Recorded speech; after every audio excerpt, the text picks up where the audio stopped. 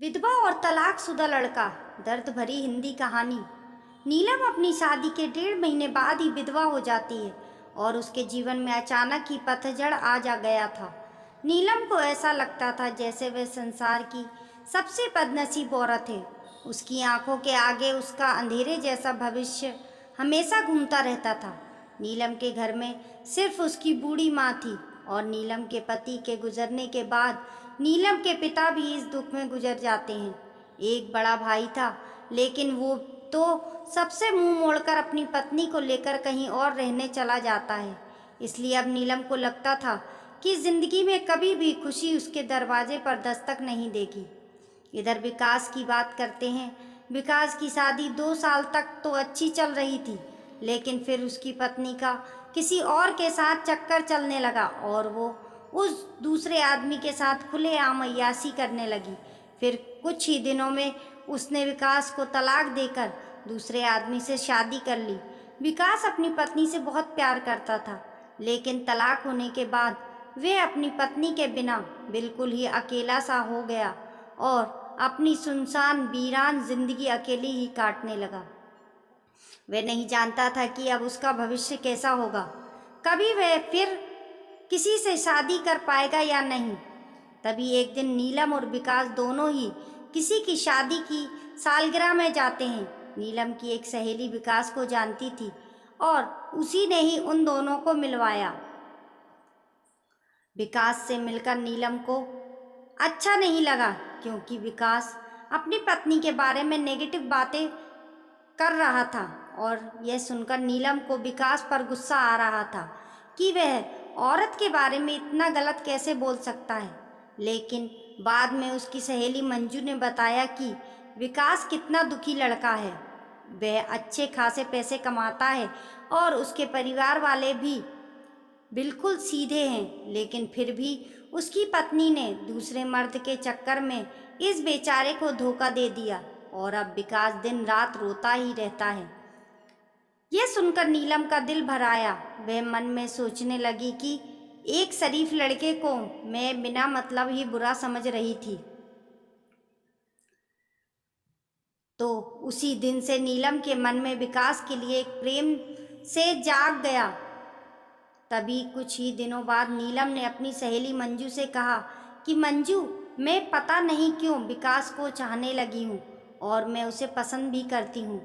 अगर मंजू तू कुछ उपाय करके मेरी दोस्ती विकास से करवा दे तो शायद मेरी ज़िंदगी संवर जाएगी। तो मंजू ने कहा कि ठीक है, तू कहती है तो मैं किसी बहाने से विकास को अपने घर बुलाती हूँ। मैं उसे तेरी सारी कहानी पहले ही बता दूंगी, फिर तू भी आ जाना। आगे तुम दोनों की किस्मत। तभी मंजू अपने जन्मदिन का बहाना करके विकास को अपने घर बुलाती है और मंजू विकास को नीलम की बीती हुई सारी बात बताती है और वो उसे ये भी बताती है कि शादी के 1.5 महीने में ही नीलम विधवा हो गई थी। विकास को नीलम का ऐसा हाल देखकर उसे बहुत दुख होता है। तभी विकास नीलम से मिलता है और उसे समझाता है। वाकई में नीलम एक बहुत दुखी लड़की थी। अब विकास ने यह तय कर लेता है कि वो नीलम का सहारा बनेगा। नीलम को भी विकास दिल से बहुत ही पसंद था और दोनों ही बाहर भी मिलने लगे ताकि वो एक दूसरे को सही से समझ सके।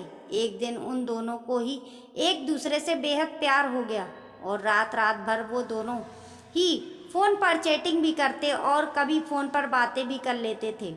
विकास बहुत ही रोमांटिक लड़का था। वह अपनी बातों से नीलम का दिल जीत चुका था।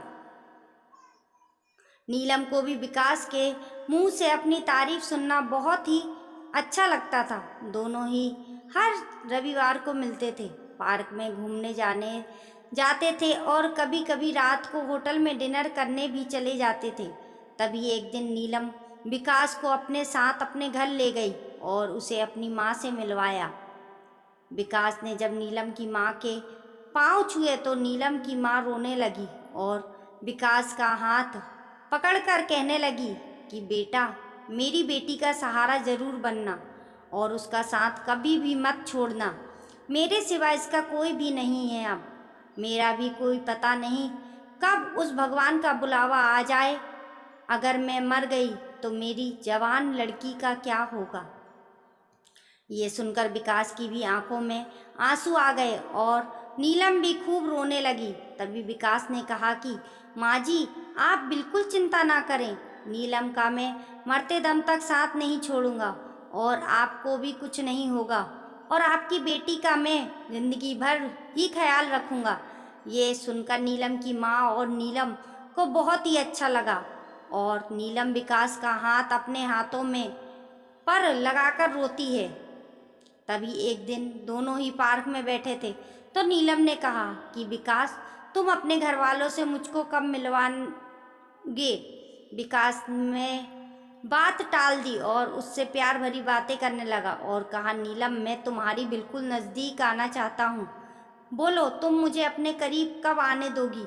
लेकिन नीलम विकास को अपने करीब आने से मना करती है, मगर फिर भी थोड़ा बहुत तो दोनों प्यार कर ही लेते हैं। तभी नीलम की सहेली मंजू ने नीलम के कान भरना शुरू कर दिए। उसने कहा कि नीलम, लड़कों पर इतना जल्दी भरोसा नहीं करना चाहिए। तू तो सीधी सादी है, विकास को अपनी माँ से भी मिलवा दी, लेकिन विकास ने तुझे किसी से मिलवाया? कहीं ऐसा ना हो कि वो तुझे इस्तेमाल करके छोड़ दे। ये सुनकर नीलम के कान खड़े हो गए और वह सोचने लगी कि कहीं विकास मुझे धोखा तो नहीं दे रहा। उधर विकास ये सोच रहा था कि मैं नीलम को अपने घर कैसे लेकर आऊं। मेरा घर बिल्कुल छोटा सा है और मैं उसे अभी नहीं बताऊंगा कि उसके लिए मैंने एक घर बुक कर दिया है और 50,000 जमा भी करवा दिए हैं और बाकी की मैं बैंक से किस्त बनवा लूँगा। 1 महीने बाद विकास का जन्मदिन था।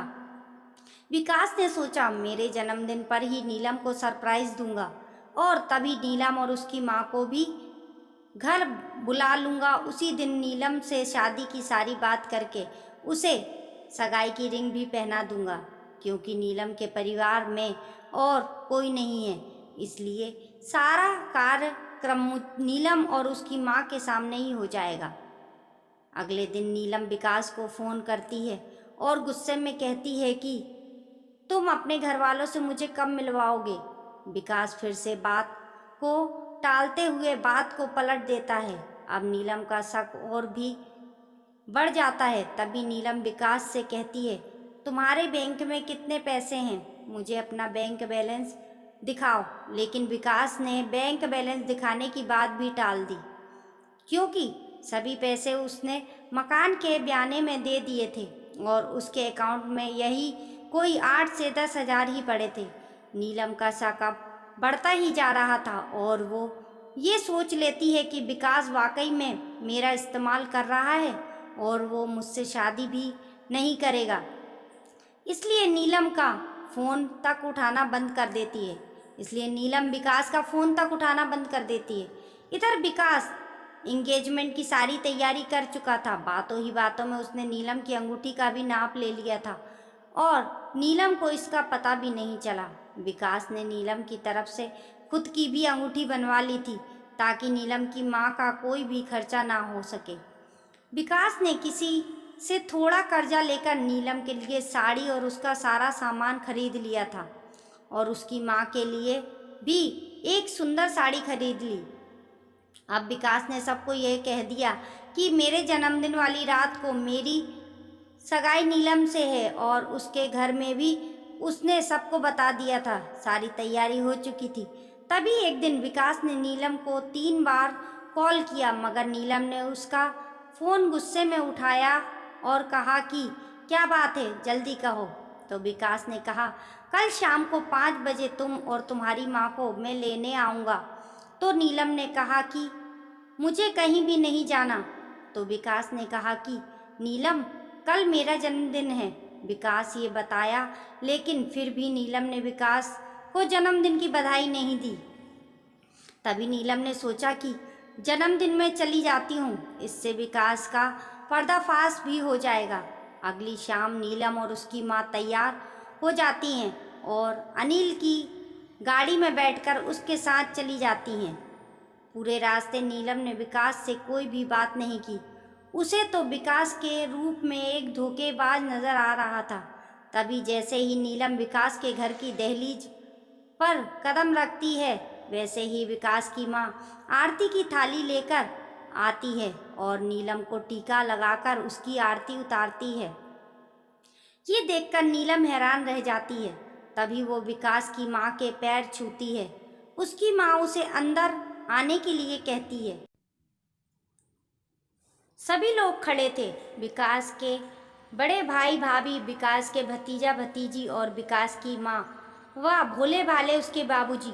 सभी लोग नीलम और उसकी माँ का स्वागत करते हैं और बैठने के लिए कहते हैं। अब विकास का जन्मदिन भी बन जाता है और उसके बाद नीलम जाने के लिए कहती है। तो विकास की माँ कहती है कि बहू, तुम्हें जाने के लिए नहीं बुलाया है, हमेशा के लिए यहीं रखने के लिए बुलाया है। नीलम समझ नहीं पाती है। तभी विकास की बड़ी भाभी 2 फूलों की माला और एक प्लेट में 2 अंगूठी लेकर आती है। ये देखकर नीलम विकास की तरफ बड़े ही आश्चर्य के साथ देखती है। तभी विकास एक अंगूठी नीलम के हाथ में रख देता है और कहता है, आज हमारी इंगेजमेंट है नीलम, और इस बात के लिए मैं तुम्हें सरप्राइज करना चाहता था। तुम्हें ये रिश्ता मंजूर है ना? नीलम रोने लग जाती है और मन में ये सोचती है कि मैंने किस लड़के पर शक किया। विकास ने नए मकान के कागज भी नीलम के हाथ में रख दिए और कहा कि नीलम, ये मकान मैंने तुम्हारे लिए लिया है क्योंकि हमारा ये घर थोड़ा छोटा है ना, इसलिए। नीलम की आंखें अब अपने आंसुओं को रोक ही नहीं पा रही थी। तभी नीलम ने मकान के कागज अपनी सास के हाथ में रखते हुए कहा कि माँ जी, मुझे तो इसी घर में रहना है आपके साथ, मुझे नया मकान नहीं चाहिए। इस बात से घर के सभी लोग खुश हो जाते हैं। तभी विकास कहता है कि नीलम, तुम्हारी माँ भी हमारे साथ ही रहेंगी, भला वो अकेली कैसे रह पाएंगी। ऐसा करते हैं, जो मकान मैंने लिया है वो पास में ही है, माँ को तुम वहीं शिफ्ट कर दो ताकि तुम अपनी दोनों माँ को संभाल सको। अब सब कुछ ठीक हो गया था। कहाँ नीलम एक शक की वजह से सब खत्म करने जा रही थी। ये गलती उसे बहुत महंगी पड़ने वाली थी, मगर नीलम ने विकास के घर जाकर अच्छा ही किया। इसलिए दोस्तों, जीवन में कभी भी किसी शक की वजह से आप अपने प्यार को कभी मत छोड़ना। पहले पूरा सच जानना, फिर कोई कदम उठाना, तभी आपका भी रिश्ता बच सकता है। आपको ये कहानी कैसी लगी, नीचे कमेंट बॉक्स में हमें ज़रूर बताइएगा। अगर आपको ये कहानी पसंद आई है तो अपने दोस्तों के साथ शेयर करें और ऐसी ही प्यारी कहानियाँ सुनने के लिए हमारे YouTube चैनल से जुड़ें और कहानी पसंद आने पर लाइक करें।